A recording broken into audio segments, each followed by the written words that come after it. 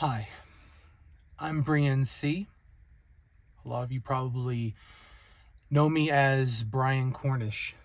Um, I want to share something with you that I probably haven't told many people, maybe two, three. Um, I want to tell you the reason why I left the Christian faith. And then I want to tell you why I came back. And I've only told one other person that story. This is a story of loss, grief, and redemption. I was raised in the Southern Baptist Church, but I was homeschooled in a very fundamentalist Christian homeschooling group called IBLP. If you don't know much about them, I recommend watching the Amazon documentary, Shiny Happy People. That'll give you a good introduction. I was a Southern Baptist minister for about 13 years, have a master's from a Southern Baptist seminary. In 2017, I walked away from the Southern Baptist Church and joined the Catholic Church. And probably a lot of you lost track with me around that time. I worked for about 2.5 years as a janitor for a Catholic school, a music director, a youth director, trying to teach proper Christian doctrine while I was there. About a year after I left the SBC, tragedy struck. Coming from Bill Gothard's homeschooling group, which was essentially a full quiver group, we had 5 children at that time, and we were pregnant with our 6th child.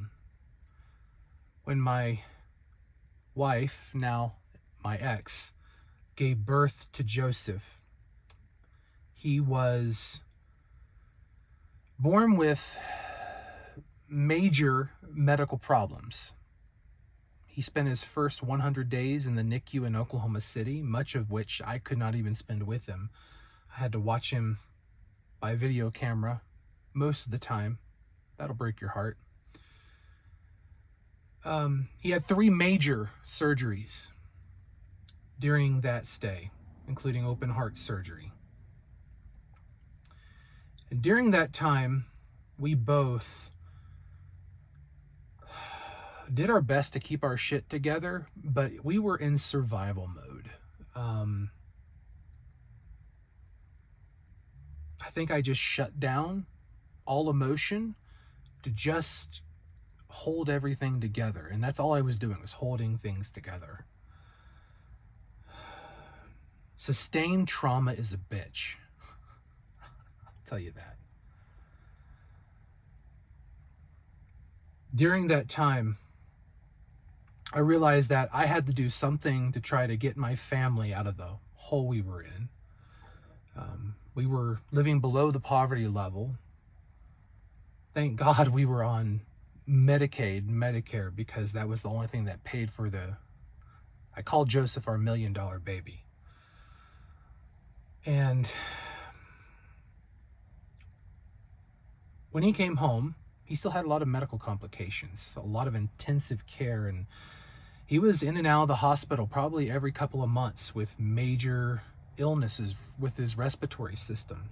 Any cold would send him back, and it was just very traumatic.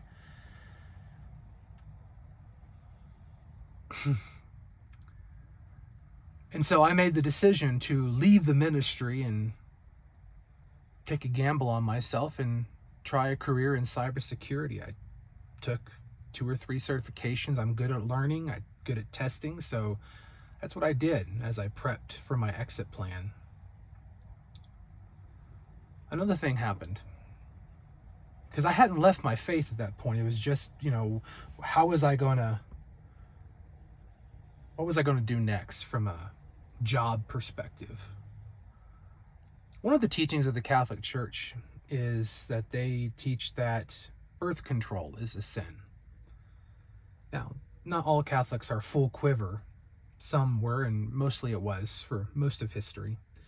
But in recent days, there's this method they call natural family planning, which was essentially not having sex when your wife is fertile. So it's essentially abstinence until you choose to have sex whenever you can risk it, and you leave the rest to God. Not even that was possible. It just wasn't in the cards. There was trauma, insanity, survival mode. Not even an issue. So long story short, the last point in time that we needed to have a baby,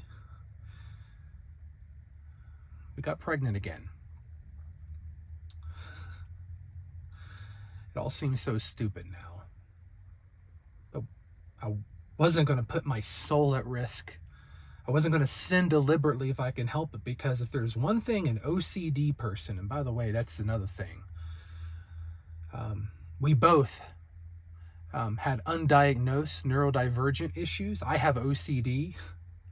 That would have been helpful to know about 20 years ago.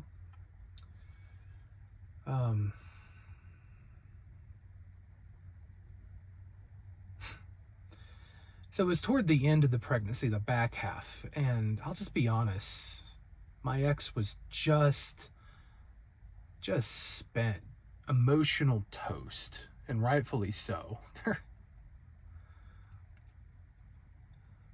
And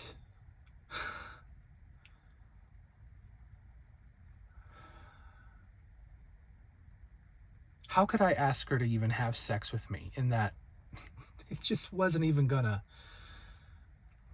So I remember one day I was walking down the road, and I was horny, edgy, frustrated, mad, upset, just pushing hard, studying, burning the candle at both ends to try to get my certifications. And finally something snapped. And I looked at this God, stared into the heavens, and I just said, fuck you. It was the most honest prayer I had probably prayed in about 2 years. I had given my whole life trying to do what God wanted me to do. And this is how he repays his servants. And I said, okay, we're going to change the game plan. Not your will, but my will be done. And I stormed home, grabbed my iPhone, pulled up Pornhub, masturbated, felt great about it. I was pissed. And then I did it again. And I wasn't sorry. I wasn't repentant. I felt no shame. And I entered a state of philosophical lostness. I wasn't sorry for my sin. For the first time, I was taking my life in my own hands, and I wasn't trying to even consider what God wanted. But then I didn't know who I was. What was I without Christianity and God? Long story short, I grabbed an entry-level cybersecurity job and did a couple job hops from there and landed a great cybersecurity job, one that I'm so blessed to have. But I was mad at God, traumatized even. And our marriage was shit, which is to be expected given the state we were in. By the way, COVID was happening at that time, 2 years of quarantine, because we had to quarantine Joseph because he had respiratory issues, and there's no way, no one in Oklahoma was taking any kind of precautions. And there was twice 2 waves of COVID when there were no bedrooms. no hospital beds. We couldn't risk it. So pulling all the kids out of school, homeschooling them for 2 years, trying to keep them safe. And at the end of COVID, we rolled all of our savings into a home in Colorado and we moved here. I was emotional toast. Long story short, within a year of moving, my ex said she wanted a divorce. I can't even begin to explain the pain of that time. I'm not even sure I fully understand it. For 2 or 3 months, I literally felt like someone had taken a knife and just ripped a hole in my heart. And I just had this gaping wound. I couldn't breathe. I felt like everything that I had tried to do to pull my family through this hell of a time had all gone down the tubes for nothing.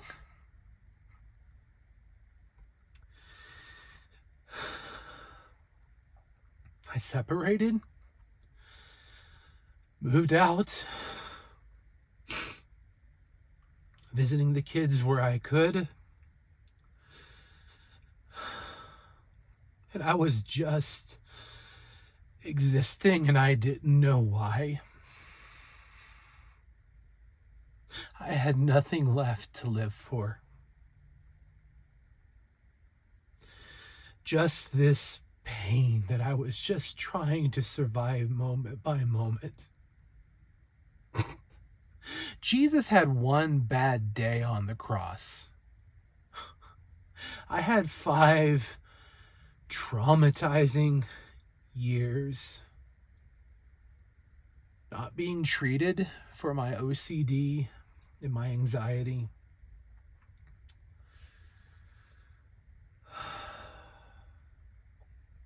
I wanted to die.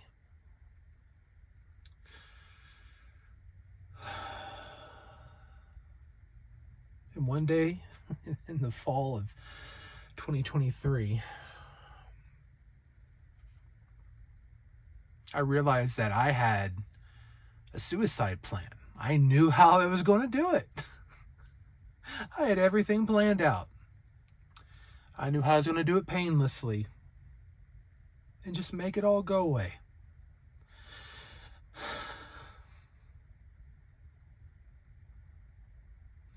I need to back up before I tell you what happened. Earlier that year, I've been watching a course.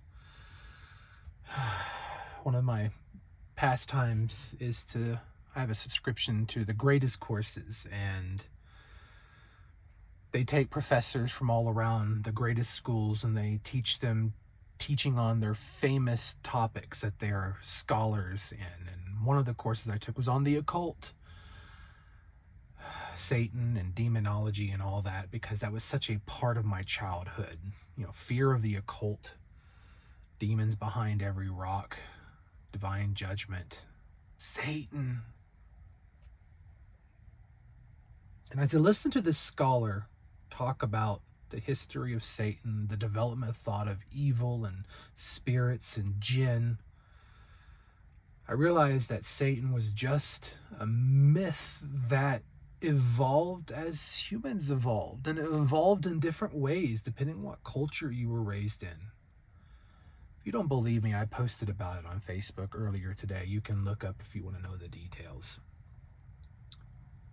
Most of the satanic craze, the satanic church, Baphomet, goat, rock and roll, that's all new stuff that's only been around for like 150 years, okay? It's not long on the historical calendar that we believe this bullshit. In Judaism, Satan is just an accuser, kind of a divine prosecutor. In Islam, he's not even a bad guy. He's just a guy that refused to worship Adam and Eve because he loved God so much. It's weird, the stories that we tell ourselves. So by that point, I knew in my head that Satan and demons were not real. That we had made this up. It's a story we told ourselves. And by the way, I'll prove it to you that I'm not scared of Satan anymore, or demons. I have a running bet. I have a gamble. Any invitation, any demon of any rank, any power, Satan, I don't care who you are, in the name of Yahweh, Jesus Christ, come here right now and fuck up my life. This is not the first time I've done that. And nothing happens. Demons are all here.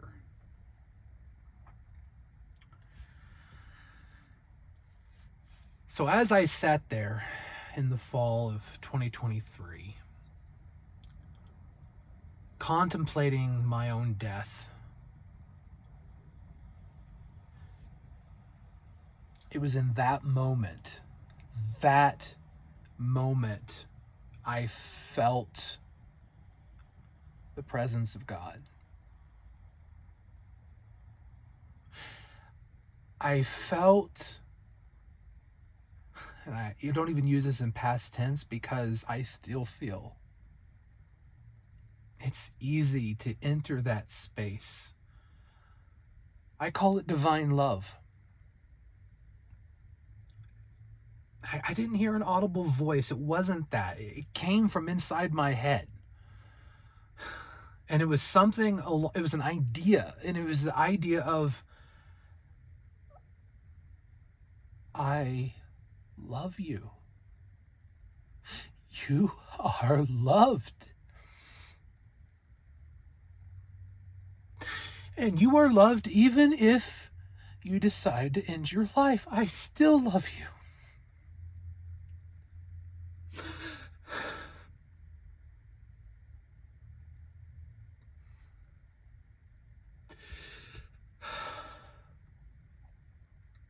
And that nothing will change that. And I just sat there in that love. And I felt this question arise. Is that what you really want? To die? Because if you do, I still love you and you'll be okay. But is that what you want? And I didn't know. And I had to sit with that question for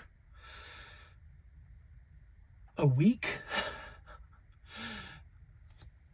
If I was going to live, what do I live for? Because I didn't even believe in God at that point. I just believed in this love. And throughout the fall and the winter and the spring and the divorce proceedings and the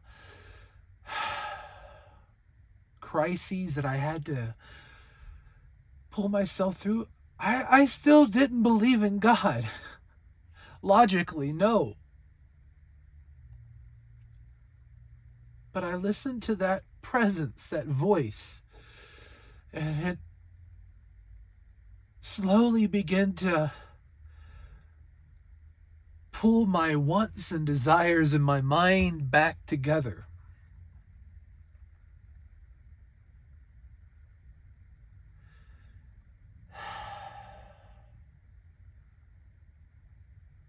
I began to breathe again.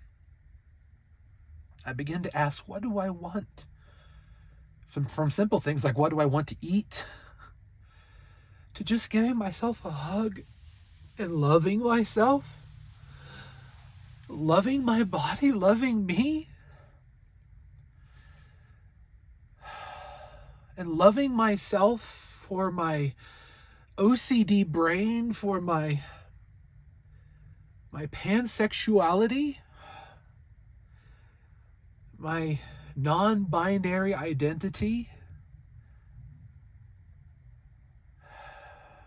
In another world, I feel like I would be a trans woman. Maybe I still will be. But I feel somewhere in between.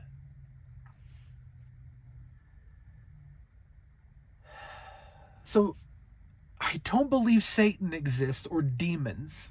I don't believe evil in that personified form exists, but I believe that divine love does and sits at the core of our universe. But it caused me to have to rethink everything in theology.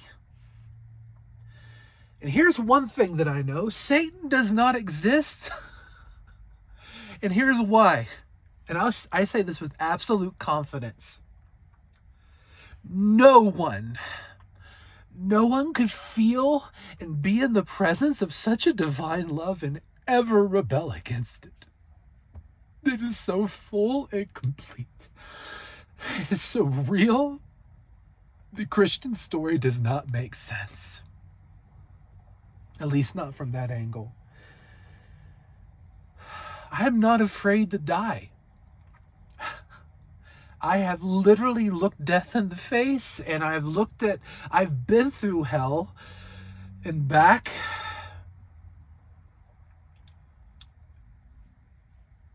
Nothing scares me anymore.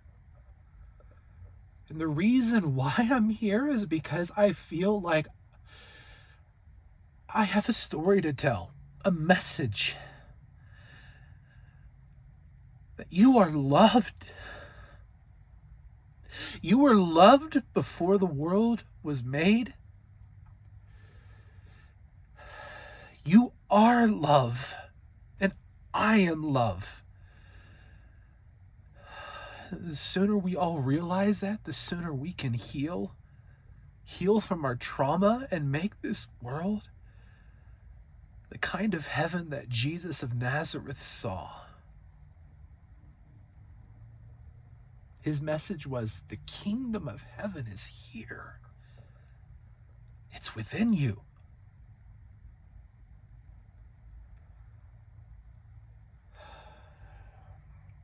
So for the past couple of months,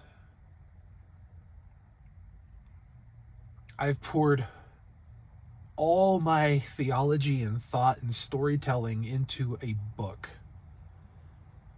And I've called it Rebel Grace.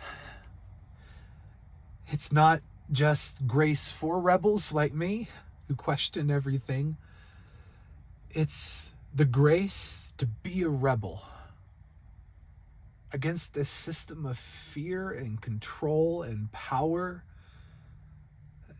against a system that designs to exclude others and outsiders, people who look or feel different.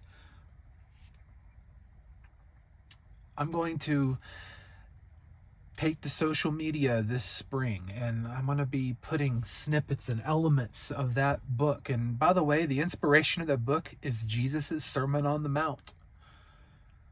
It's Brienne C's take on that passage. Because I think it's as relevant today in our world, in the USA, as it ever was. If you want a copy of that book, it's on Amazon. Look it up.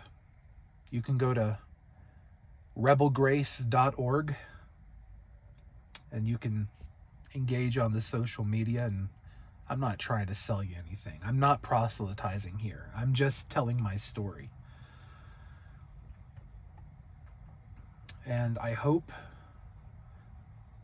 that you will be encouraged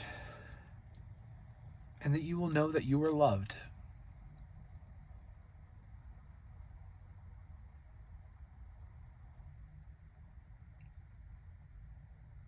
So that's pretty much it. See you around.